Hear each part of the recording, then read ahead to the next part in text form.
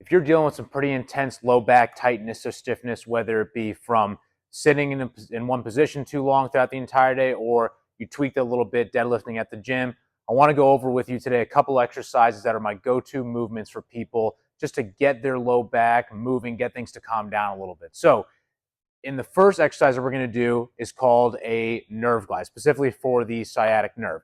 Now, the one thing I want to preface is the exercises in this video are not for people that are currently dealing with sciatica type symptoms where they have that traditional shooting, burning pain going down the entire back of their leg. If you're dealing with this, if you're dealing with that currently, these exercises are not for you. They might be in different contexts, but for the purpose of this video, they are not for you. So the first thing I want to do is a nerve glide. And you might be asking, well, if I'm having nerve type symptoms, if I'm not having nerve type symptoms, why am I going to be doing nerve glides? The goal with nerve glides is just to work on just getting things calmed down, decreasing tension on that nerve, because when you're dealing with some low back tightness, it could create more tension on that nerve and just cause everything to be ramped up more. So for that nerve glide, you're going to be sitting on the edge of your seat or bench. The first thing you're going to do to start here is you're going to have your hands behind your back. Your shoulder blades are going to be rounded, and your head is going to be forward like so. From here, you're going to straighten one leg out, and then you're going to bring the toes up towards you like that. A lot of times for people that have a lot of tension throughout their sciatic nerve, you'll start to see that leg shaking like that. And you'll notice one side more than the other. So in this case, what I want you to do, you're going to start with your toe down and your head down, and then you're going to bring your toe up and your head up. And you're going to repeat that motion 10 times. So this is gliding that nerve.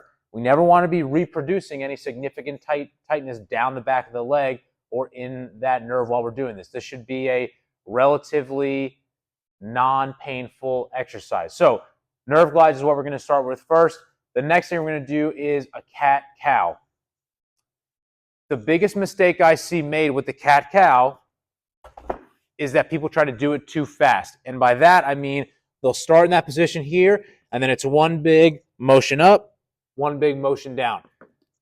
What I want to focus on here is moving segment by segment. And by that, I mean we're trying to move through our neck, then our mid-back, then our low back, and then we reverse that movement. So what that's going to look like, you're going to be on your hands and knees here, hands underneath your shoulders, knees underneath your hips.